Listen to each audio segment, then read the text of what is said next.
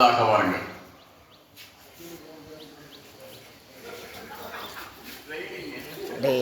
என்னையும் அப்படியே விடுறா.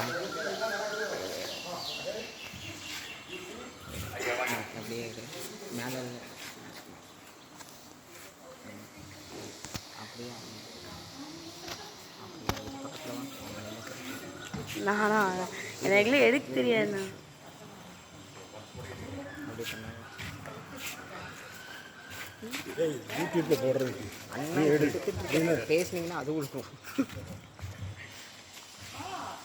இயேசு கிறிஸ்துவுக்குள் அன்பானவர்களே, இந்த நாளிலும் ஆண்டவருடைய பெரிதான கிருபையினால் 2025 ஆண்டின் ஆகஸ்ட் மாதம் 15ஆம் தேதி சுதந்திர தின விழாவின் கொடியேற்று நிகழ்ச்சியை நாம் ஆரம்பிக்கிறோம்.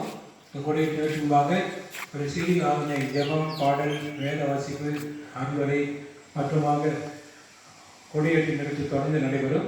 எனவே இந்த நிகழ்வுக்காக நாம் ஆண்டவருக்கு இருந்தவரை தலையில் தாட்டி ஜெபம் செய்வோம். ராயனுடைய ராயனுக்கும் தேவனுடைய தேவனுக்கும் செலுத்தினுடைய வாக்குரைத்த வாக்குமாரை எங்கள் அன்பினானது. இந்த அருமையான பரிசுத்தமான ஆகஸ்ட் மாதம் 15ஆம் தேதி சுதந்திர தின விழாவுக்கு நன்றி செலுத்துகிறோம். எங்கள் இந்திய தேசம் சுதந்திரம் பெற்று உம்முடைய கிருமையாவை 78 ஆண்டுகள் கடந்து 79 ஆண்டுக்குள் பிரவேசிக்க கிருமி பெருந்தி நன்றி செலுத்துகிறோம்.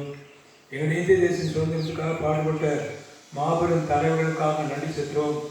ஒரு உன்னதமான வாழ்வின் நிமித்தம் நாங்கள் சுதந்திரமாக இருப்பதற்காக நாங்கள் துதிக்கிறோம், சோதரிக்கிறோம்.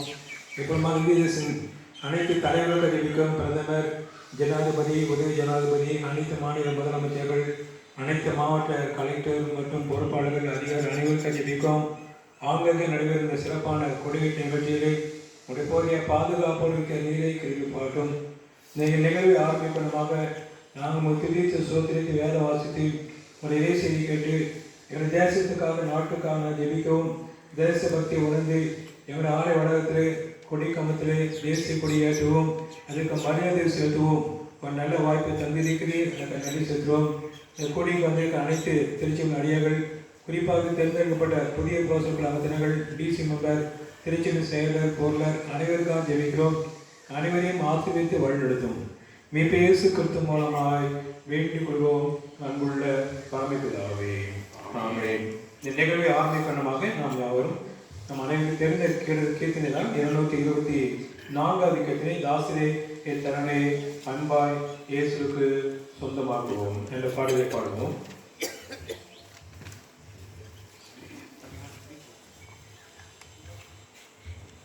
தாசரே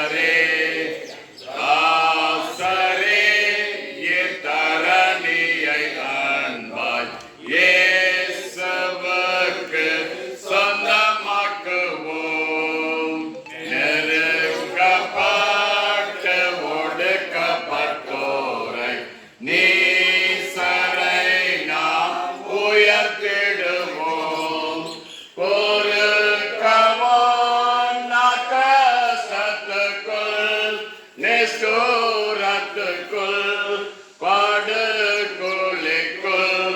விழுந்தனரே. தாசரே இத்தரணியை அன்பாய் இயேசுவுக்கு சொந்தமாக்குவோம். மார்க்கம் தப்பி நடப்போரை சத்திய வழிக்குள் வந்திட சேர்த்திடுவோம். ஊக்கமாக ஜெபித்திடுவோம்.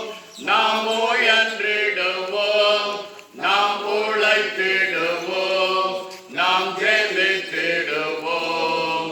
தாசரே இத்தரணியை அன்பாய் இயேசுவுக்கு சொந்தமாக்குவோம். வேத பாடம் வாசிக்க கேட்போம். இன்றைய விசேஷித்த நாளுக்கென்று வாசிக்கும்படியாக தெரிந்து கொள்ளப்பட்ட வேத பகுதி பரிசுத்த லூக்கா எழுதின சுவிசேஷம் 20ஆம் அதிகாரம் 20ஆம் வசனம் முதல் 26ஆம் வசனம் முடிய. அவர்கள் சமயம் பார்த்து தேசாதிபதியின் ஆளுகைக்கும் அதிகாரத்துக்கும் அவரை ஒப்பு கொடுக்கும்படி அவருடைய பேச்சிலே குற்றம் கண்டுபிடிக்கலாம் என்று தங்களை உண்மை உள்ளவர்களாய் காண்பிக்கிற வேவுக்காரரை அவரிடத்தில் அனுப்பினார்கள். அவர்கள் வந்து, போதகரே, நீர் நிதானமாய் பேசி உபதேசிக்கிறீர் என்றும் முகதாட்சணியம் இல்லாமல் தேவனுடைய மார்க்கத்தை சத்தியமாய் போதிக்கிறீர் என்றும் அறிந்திருக்கிறோம். ராயனுக்கு வரி கொடுக்கிறது நியாயமோ அல்லவோ, எங்களுக்கு சொல்லும் என்று கேட்டார்கள். அவர்களுடைய தந்திரத்தை அவர் அறிந்து, நீங்கள் என்னை ஏன் சோதிக்கிறீர்கள்? ஒரு பணத்தை எனக்கு காண்பியுங்கள். இதில் இருக்கிற சொரூபமும் மேல் எழுத்தும் யாருடையது என்று கேட்டார்கள். அதற்கு அவர்கள் ராயனுடையது என்றார்கள். அதற்கு அவர், அப்படியானால் ராயனுடையதை ராயனுக்கும் தேவனுடையதை தேவனுக்கும் செலுத்துங்கள் என்றார்.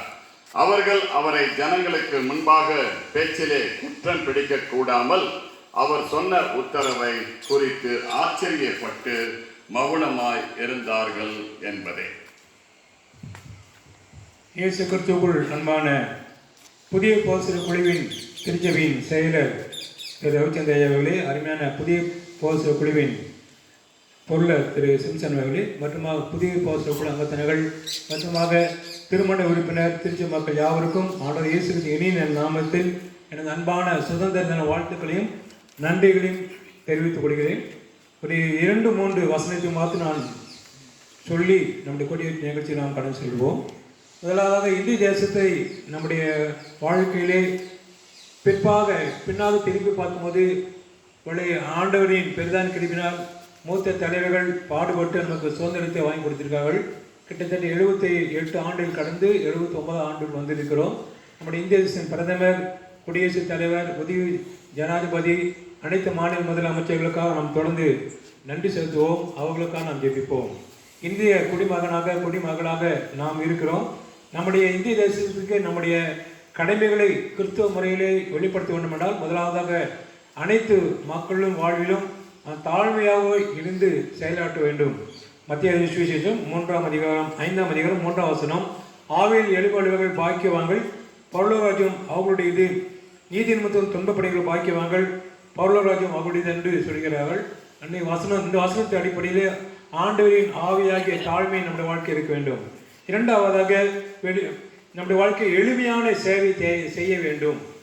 பரிசுத்த மத்திய சுவிசேஷம் 25ஆம் அதிகாரம் 34-35. அப்பொழுது ராஜா தமது வலது பக்கத்தில் நிற்பவர்களை பார்த்து, வாருங்கள், என் பிதாவின் ஆசீர்வதிக்கப்பட்டவர்களே, உலகம் உண்டான முதல் உங்களுக்காக ஆயத்தம் பண்ணப்பட்டிருக்க ராஜ்யத்தை சுதந்திரித்துக் கொள்ளுங்கள். பசியா இருந்தேன், எனக்கு போஜனம் கொடுத்தீர்கள். தாகமாக இருந்தேன், என் தாகத்தை தீர்த்தீர்கள். அந்நியனா இருந்தேன், என்னை விசாரிக்க வந்தீர்கள் என்று எளிமையான சேவையை நாம் செய்ய கற்றுக்கொள்ள வேண்டும். மூன்றாவதாக மன உறுதியோடு நாம் இருக்க வேண்டும். லூக்கா சுவிசேஷம் 9ஆம் அதிகாரம் 62ஆம் வசனம், அதுக்கு இயேசு கலப்பின் மேல் தன் கையை வைத்து பின்னிட்டு பார்க்கிற எவனும் தேவனுடைய ராஜ்யத்துக்கு தகுதி உள்ளவன் அல்ல என்றார். ஆக நமக்கு கொடுக்கப்பட்ட மன உறுதி, நேர்மை, நீதி, தூய்மை, உண்மை இவைகளிலே நாம் நிலைநாட்ட வேண்டும். கடைசியாக சகிப்புத்தன்மை நமக்கு இருக்க வேண்டும். அப்போஸ்தலர் நடவடிக்கை புத்தகம் 14ஆம் அதிகாரம் 22ஆம் வசனம், சீஷருடைய மனதை திடப்படுத்தி விசுவாசத்தை நிலைத்திருக்கும்படி அவர்களுக்கு புத்தி சொல்லி நாம் அநேக உபத்திரவங்களின் வழியாய் தேவனுடைய ராஜ்யத்தை பிரவேசிக்க வேண்டும் என்று சொன்னார்கள். நம்முடைய வாழ்க்கையில் சகிப்புத்தன்மை இருக்க வேண்டும். நம்முடைய தேச தலைவர் மகாத்மா காந்தி அதை நமக்கு நினைவுபடுத்தினார். நாமும் நம்முடைய இயேசு கிறிஸ்துவின் வாழ்க்கையிலே சகிப்புத்தன்மை பார்க்கிறோம். இந்த சகிப்புத்தன்மையிலே நிலை நிற்க கடவுள் தாமே நம் அனைவரையும் ஆசீர்வதித்து வழிநடத்துவார். தொடர்ந்து ராயனுக்கும் தேவனுடையதை தேவனுக்கும் நாம் செலுத்த வேண்டும். நம்முடைய வாழ்க்கையிலே ஆண்டவர் கொடுக்கிற ஒரு மாபெரும் உன்னதமான தன்மை என்றால் இந்திய குடிமகனாக இருக்க வேண்டும் என்றால் நாம் ஆண்டவரை போல தாழ்மையாக, ஆண்டவரை போல எளிமையான சேவையுடையவர்களாக, ஆண்டவரை போல மன உறுதியுள்ளவர்களாக, ஆண்டவரை போல சகிப்பு தன்மையுடன் இருக்க கர்த்தர் தாமே நம் அனைவரையும் ஆசீர்வதித்து வழிநடத்துவாராக. ஆமென். Stand it is. Attention. Stand it is. Attention.